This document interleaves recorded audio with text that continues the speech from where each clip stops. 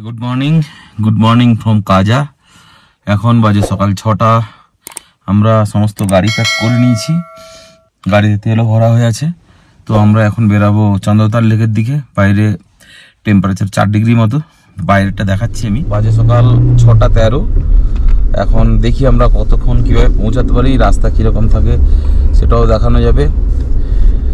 আমরা প্রথমে কি মনেস্ট্রি যাব, সেখান থেকে ছিচম ব্রিজ হয়ে আমরা তারপরে চন্দ্রতাল লেকের দিকে যাব। রংরিক ব্রিজ পেরিয়ে এখন আমরা চলেছি কি মনেস্ট্রির উদ্দেশ্যে। একটা ছোট্ট পাখি, কি সুন্দর, পাশে স্পিতি নদী, পাহাড়ের এদিকটা এখনো রোদ পাবে না, না পুরো ছায়া ছায়া ঠান্ডা ঠান্ডার মধ্যে যেতে হবে আমাদেরকে। এখানে দেখো ব্রিজগুলো কিন্তু সব কাঠের ব্রিজ।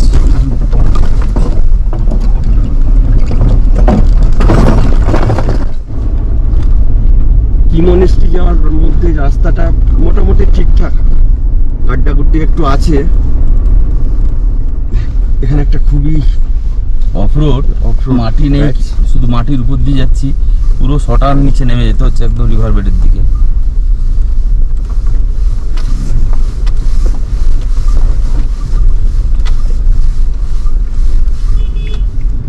বাইকাররাও স্টার্ট হয়ে গেছে সকালবেলা চন্দ্রতালের দিকে।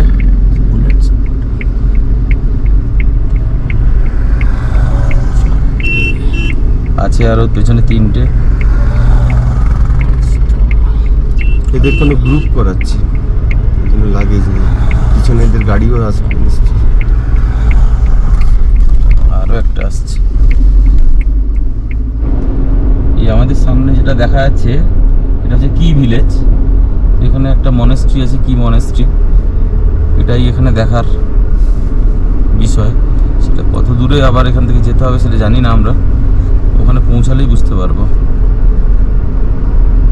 ছবির মতো ছোট্ট একটা পোস্ট কার্ড সাইজ একটা গ্রাম। কি মনেস্ট্রি দেখা যাচ্ছে এখান থেকে, ওই ডান দিকে উপরে কি মনেস্ট্রি উপরে, হ্যাঁ ওটা কি মনেস্ট্রি। এই যে আমাদের চোখের সামনে কি মনেস্ট্রি, অসাধারণ জায়গায় একদম। মানে অ্যাকচুয়ালি ভিলেজটা পেরোনোর পরই মনেস্ট্রি যাওয়ার রাস্তা। ওই উপরে কি মনেস্ট্রি যদি কাছাকাছি পড়ে হয়তো আমরা দেখবো, আর যদি না হয় আমরা বেরিয়ে যাবো, কারণ আমাদের একটু ওই কুঞ্জুম পাস পেরাতে হবে, তো বেশি বেলা করা যাবে না। এখান থেকে দারুণ দেখা যাচ্ছে। সকালটা এরকম হচ্ছে, চারদিকে পাখির ডাক, সব কিচমিচ করছে, চারদিকে স্নো ক্যাম্প মাউন্টেনে ভরে আছে। জয়দীপদা, জয়দীপদা দেখতে ব্যস্ত। এর কিন্তু যথেষ্ট ঠান্ডা রয়েছে, কারণ আমরা ঠান্ডা রয়েছে। এর রাস্তাটা ঠিকঠাক আছে, কিন্তু এখানে কোনো কিন্তু ফেন্সিং নেই। দেখো সামনের যে নেড়া পাহাড়গুলো আছে, মাথায় মনে হচ্ছে একটা করে কেউ মুকুট পরিয়ে দিয়েছে ওদেরকে। হ্যাঁ, ছোট্ট করে এখানে টার্ন অনেকগুলো আছে, 7 টার্ন। পাথর এরকম পড়ে আছে, দেখে চালাতে হবে। না কোনো গাড়ি নেই, চলো।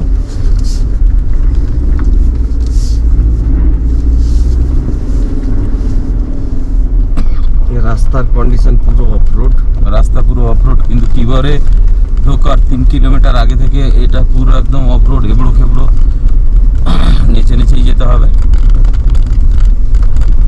এখন কতটা কিরকম থাকবে সেইটা আপনাদেরকে জানান দেব। খুব সংকীর্ণ, রাস্তাও সংকীর্ণ, তবে ট্রাফিক নেই। এত সকালবেলা তো, কটা বেজেছে, কটা যদি 7টা বাজে, 7টা বাজে। কিব্বর ভিলেজ আসার আগের কিছুটা অংশ পুরো একদম সংকীর্ণ হয়ে গেছে। এখানে ব্যাকটপ বলতে কোনো জিনিস নেই, একদম অফরোড। অনেক গাড্ডাগুড্ডি পেরিয়ে আমাদের যেতে হচ্ছে। এটা পেরোনোর পরে কিব্বর ভিলেজ আসবে।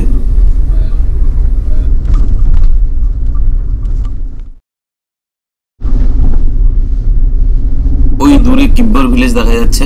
আমরা কিব্বর ভিলেজকে বাম দিকে রেখে আগে যাব। কত 1-2 কিলোমিটার হবে বোধহয়, নাকি মনে হয়। আচ্ছা, কিব্বরের পরে তো আমাদের বড় জায়গা বলতে ছিচম ব্রিজ। ছিচম ব্রিজ আইব্যাক্স দেখতে হবে। এটাই আইব্যাক্স, আমি দেখলাম একটা এই লাগানো। দেখেছো? না আইব্যাক্স দেখিনি। আচ্ছা আইব্যাক্স জোন বলছো তো এটা? ওইটা বোর্ডগুলো তোমাকে তো বললাম আমি কালকে, এটা নীল আকাশ, কোনো মেঘ নেই, নীলমেঘ। আর তুমি যেমন বলছিলে মুকুট পরানো, হ্যাঁ, সমস্ত পাহাড়ের উপরের গুলো ক্ষয়কার্যের ফলে ঘুরে ঘুরে এতে মুকুট হয়ে গেছে সব, কেন চূড়োকেও পরিয়ে দিয়েছে। পৌঁছে গেছি আমরা চিচম ব্রিজ।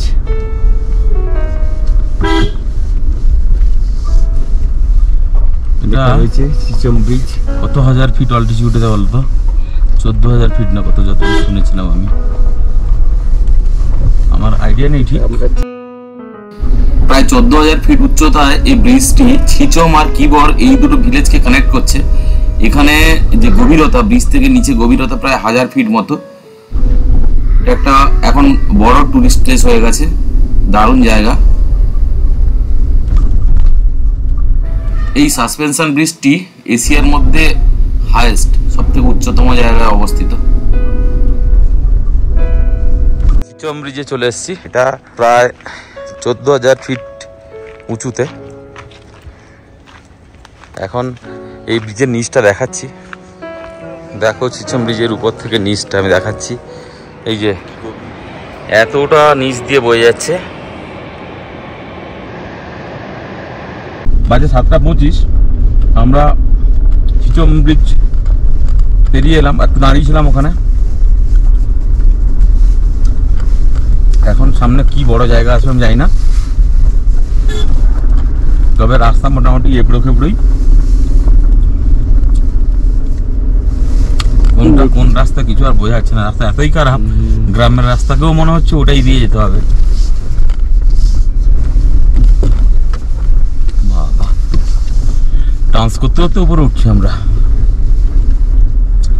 আমরা সবাই একটু ঘরে ফোন করার জন্য ব্যস্ত হয়ে পড়েছিলাম, নেটওয়ার্ক থাকবে না, সবাই ঘরে মোটামুটি জানিয়ে দিল যে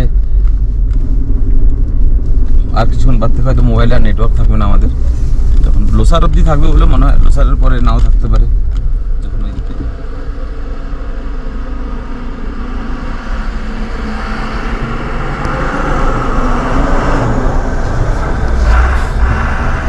হ্যাঁ, ডান দিকটা পুরো বুগিয়াল টাইপের হয়ে আছে, সামনে স্নোক্যাম্প মাউন্টেন। আমরা এখন এগাচ্ছি লোসারের দিকে। মনে হয় এখানেই একবার ক্যাম্প করে নিতে পারছিস। করবে তুমি এগিয়ে যাও কিছুদিন এখন এখানে, আবার আমি আসবো পরে একটু এসে নিয়ে যাবো তোমাকে, বুঝলে। কিন্তু আমরা যেটা চিচম ভিলেজটা পেরিয়ে আসার পরে তেমন কোনো আর এদিকে গ্রাম দেখতে পাইনি। এখানে একটা কিছু কনস্ট্রাকশন দেখতে পাচ্ছি, একটা কোনো একটা বিল্ডিং, খালি ছোট বিল্ডিং, একটা কনস্ট্রাকশন আছে। আমরা যতই লোসারের দিকে এগাচ্ছি ভূপ্রকৃতি তত বদলে যাচ্ছে। এদিকে অনেকটা ন্যাড়া পাহাড়, এখানে একটা বোর্ড দেখলাম, কাইটো বলে একটা ভিলেজ আসবে এখান থেকে প্রায় 13 কিলোমিটার মতো। এখানে ওই চিচম পেরিয়ে আসার পরে আর তেমন কোনো জনবসতি আমরা পাইনি, দু একটা গাড়ি দাঁড়িয়ে আছে, তাছাড়া পুরো বিস্তীর্ণ এলাকা জুড়ে কেউ নেই। হিমালয়ের একদম গভীরে আমরা প্রবেশ করে যাচ্ছি। তো লোসার আসার পরে লোসারে পাস বানিয়ে আমরা তো কুঞ্জুম পাসের দিকে যাচ্ছি। তো এখন পিকগুলো আরো অনেক পরিষ্কার দেখা যাচ্ছে। দু জয়দীপদা এনজয় করছে, আর এত সাপের মতো টার্ন যে আমি যে আর এনজয় আর করতে পারছি না একদম সত্যি কথা। রাস্তা থেকে একদম চোখ সরানো যাচ্ছে না। আর একসঙ্গে যখন নামছি পুরোপুরি 3-4 তলা নেমে নামতে হচ্ছে।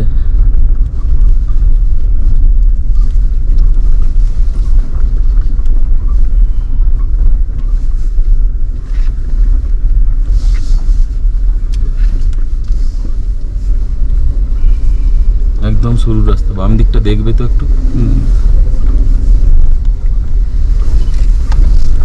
তারও বেরিয়ে আছে খোঁচা খোঁচা, সাবধানে চালাতে হবে। কি দেখো সামনে পেছনে কত ভিডিও আর কত ফটো তুলবে বলো তো, স্মৃতিতেই থেকে যাবে সবকিছু বেশিরভাগ। একদম মনে পড়বে এইখানে আমরা দাঁড়িয়েছিলাম, এখানে আমরা টিফিন করেছিলাম, এইখানে ভেড়ার মাংস বানিয়ে খাওয়াইছিল।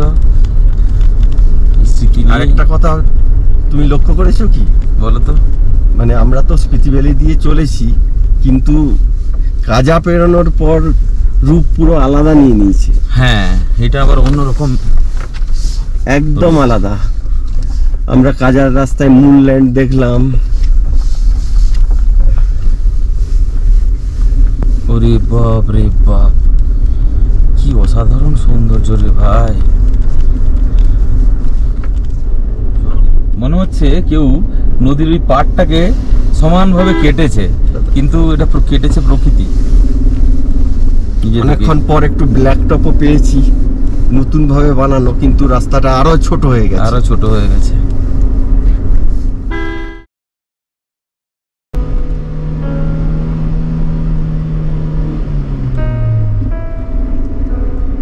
স্পিতি নদীর ধারে এই নদীর ক্ষয়কার্য বা এখানকার ঠান্ডা গরমের ক্ষয়কার্যের ফলে যে জিনিসগুলো তৈরি হয়েছে, এ অসাধারণ দেখার মতো একদম।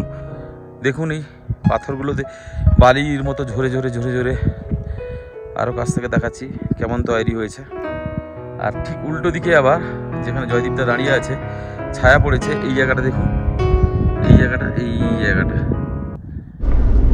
লোসার আরো 24 কিলোমিটার এখান থেকে।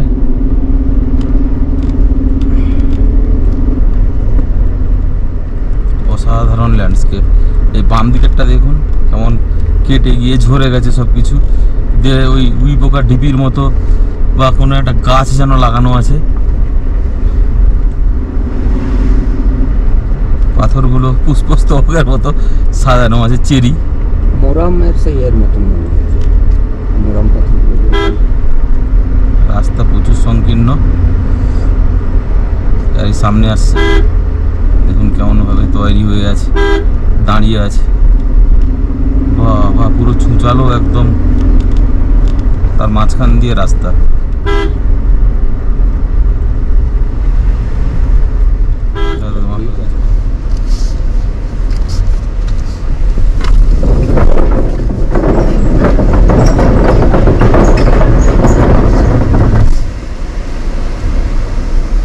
একদম নদী বেড়ে প্রায় নেমে এসেছি।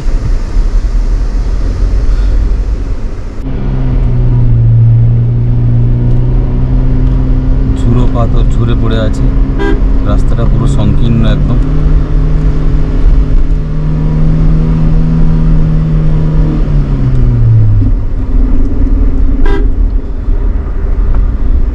পুরো ঢেউ খেলানো রাস্তা, দেখা যায় না মনে হয় কিছু। এখানে প্রচুর স্টোন পড়ে উপর থেকে গড়িয়ে।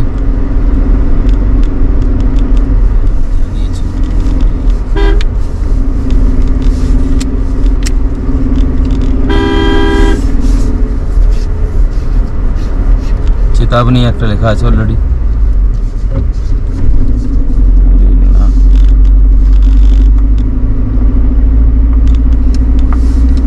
উপরের ডান দিকের কনস্ট্রাকশনটা দেখো, কেউ তৈরি করেছে, ভাস্কর্য তৈরি করেছে এটা কেটে।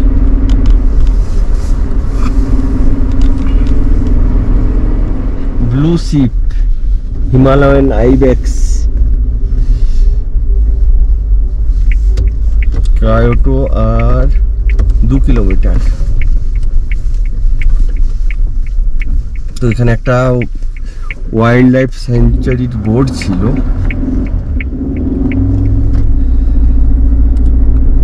একদল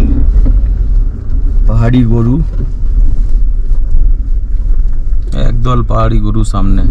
দাঁড়িয়ে যাও, নিচে নামিও না। আর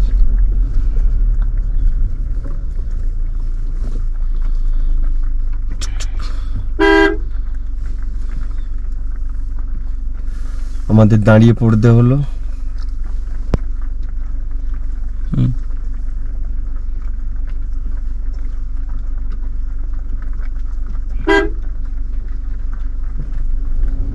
এত রুক্ষ সূক্ষ্মর মাঝেও একটু যেন প্রাণের ছোঁয়া, সবুজের ছোঁয়া পাওয়া গেছে এতক্ষণ বাদে।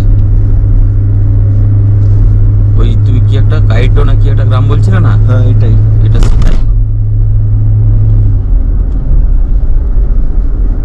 গ্রামের মধ্যে দিয়ে রাস্তাটা গেছে।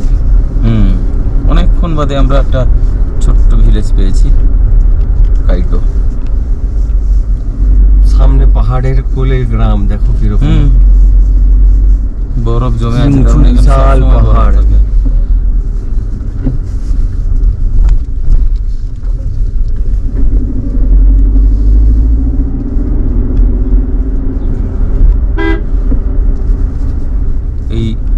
চাষ হয়েছে, ক্ষেত করেছে সুন্দর একদম।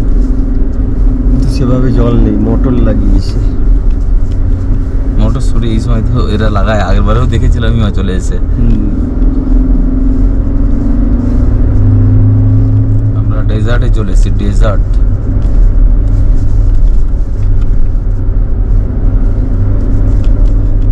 তাহলে কি আমরা স্পিতি নদী এটা যে পেরোচ্ছি?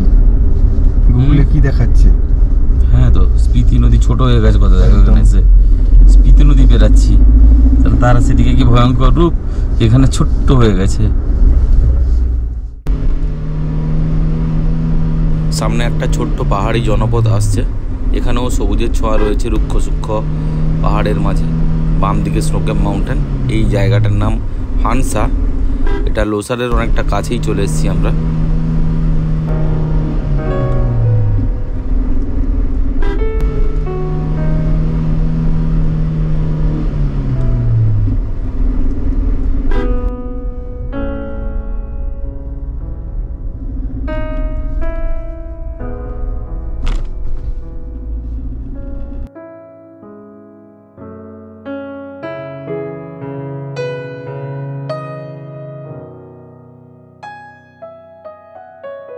আমরা লোসার থেকে আর 8 কিলোমিটার মতো পেছনে রয়েছি।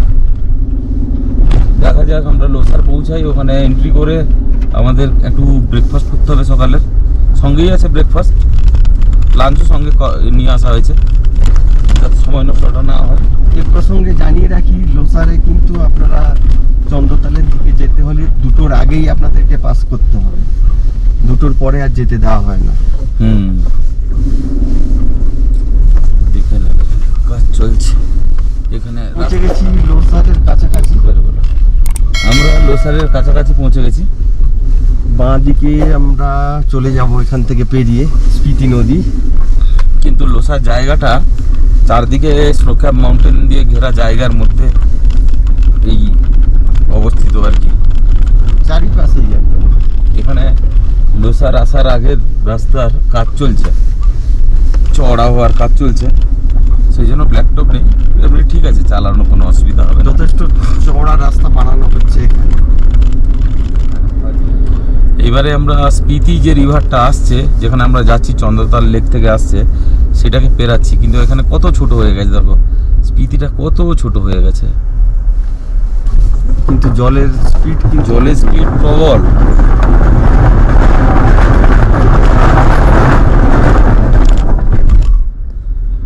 স্পিতি পেরিয়ে এলাম, বাচ্চারা হাত দেখাচ্ছে কিন্তু আমাদের জায়গা নেই। হ্যাঁ বলো। এখানে একটা স্পিতিরই কোনো উপনদী রয়েছে, তার উপরে ব্রিজটা।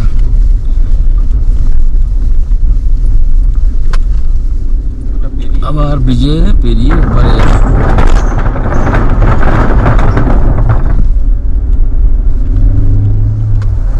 পুরো অফরোড ভাই, পুরো অফরোড জান কয়টা করে দিচ্ছে রে। আরে না, পেছনে দুটো লোক কেমন করে বসে আছে, পেছনের একটা লোক, সামনের লোকটা কেমন বসে আছে আমি জানি না। আমার তো হাত পাই। এই নিচে যেটা, ওটাই লোসার ভিলেজ অ্যাকচুয়ালি। এই যে এটা লোসার ভিলেজ দেখা যাচ্ছে কিভাবে থাকে তো টিবেটিয়ান টাইপস পুরো। কি আসছে? দাঁড়িয়ে আছে, ওটা কাজ চলছে, দেখো কেমন। চলো ডাকছে, ওর নিচ দিয়ে যাব। হ্যাঁ, ওর নিচ দিয়েই যাবো।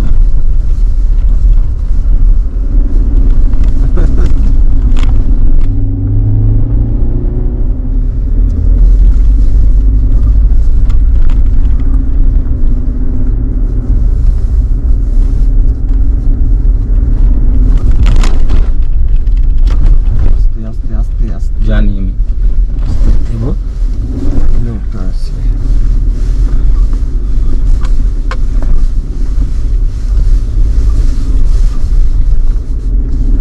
লোসার ভিলেজের মধ্যে ঢুকলাম দাদা। ডান দিকে চটিতে পুরো বরফ পড়ে রয়েছে, এখানে অনেক গাড়ি দাঁড়িয়েছে। যাত্রাপথে মনে হয় এটাই লাস্ট নেওয়ার পয়েন্ট কিংবা কোনো কিছু টুকটাক জিনিস নেওয়ার পয়েন্ট। বাইকার সব গাড়ি আমাদের আগে যারা এসেছিল সবাই এখানে দাঁড়িয়ে আছে। আর আমাদের যেহেতু খাবার সঙ্গে আছে, আমরা এগিয়ে যাচ্ছি, কোথাও ফাঁকা জায়গা থেকে দাঁড়িয়ে খাবো। দাদা, আমরা লোসারের যে চেক গেট ছিল ওখানে কি শুধু গাড়ির নাম্বার এন্ট্রি হলো? গাড়ির নাম্বার, কজন, ফোন নাম্বার, আচ্ছা, আর এটাও ওনারা বলে দিলেন এরপরে আর মোবাইল নেটওয়ার্ক পাবেন না আপনারা, তো সেই জন্য যাকে ফোন করার করে ফোন নাও, করে নিতে, শেষ ইচ্ছা পূরণ করে নাও। প্লাস এটাও বলে দিলেন যে মানালি যদি যাই এখান থেকে 10-11 ঘন্টার বেশি লাগবে। আসলে আমরা একটু ব্রেকফাস্ট করবো, একটু সুবিধা মতো জায়গা খুঁজছি, মানে মোটামুটি সুবিধা মতো, বিরাট কিছু পাওয়া যাক না যাক, যাতে বসে একটু খেতে পারি গাড়িটা সেফ জায়গায় রেখে। রোদ থাকে যাতে, হ্যাঁ, রোদ ঠান্ডা থাকবে, হলে রোদ এখানে থাকবে, রোদ খুব থাকবে। আজকে এখানে কিন্তু ঠান্ডা বেশি। হ্যাঁ, আমরা একদম পাশের একটা কতটা অল্টিটিউডে হ্যাঁ। চলে এসেছি, স্বাভাবিক কারণে এখানে ঠান্ডা থাকাটা দরকার। আমরা লোসার পেরিয়ে এসেছি, কিছুটা পেরিয়ে এসে লোসারে চেক হলো, গাড়ির নাম্বার ডিটেল সব, মোবাইল নাম্বার নিল। লোসার পেরিয়ে এসে আমরা একটা জায়গায় ব্রেকফাস্ট করব, পরোটা সঙ্গে আছে। তো দাঁড়িয়েছি এক জায়গায়, এই ন্যাচারাল ভিউ, কিন্তু আমাদের এখান থেকে কুঞ্জুম পাস 1 ঘন্টা লাগবে বললো, আর মানালি এখান থেকে 10-11 ঘন্টা লাগবে। কিন্তু আমরা তো মানালি আজকে যাবো না, ওটা নিয়ে চিন্তা করছি না, একদম সামনেই সব গ্লেসিয়ার। এই গাড়ি চালিয়ে আমার বদন এরকম, এখানে একটু বুগিয়াল মতো আছে, এখানে আমরা খাবো ঠিক করেছি। জয়দীপদা খাবার নিয়ে গেছে, জল, খাবার, পরোটা। এই ধন্যুকে দাঁড় করে দিয়েছি পেছনে, এই ধন্যু দাঁড়িয়েছে ওইখানটা, খাওয়া যায়। ওখান থেকে পরোটা, ভুজি, আচার নিয়ে আসা হয়েছে। লোসার পেরিয়ে স্পিতি নদীর ধারে একটা স্নো ক্যাপ মাউন্টেনের পাশে বসে আমরা পরোটা, এটা আমার পরোটা আমি ভিডিও করার জন্য রেখে দিয়েছি। এই যে দুটো ধরে আছে এরা। এই ভিডিওতে এই পর্যন্ত। আমাদের এর পরের ভিডিওতে আমরা এই লোসার থেকে চন্দ্রতাল লেক কি করে পৌঁছেছিলাম সেটা দেখাবো। আমাদের ভিডিওগুলি যদি ভালো লেগে থাকে তাহলে আমাদের এই চ্যানেলকে আপনারা সাবস্ক্রাইব করবেন, লাইক করবেন, শেয়ার করবেন।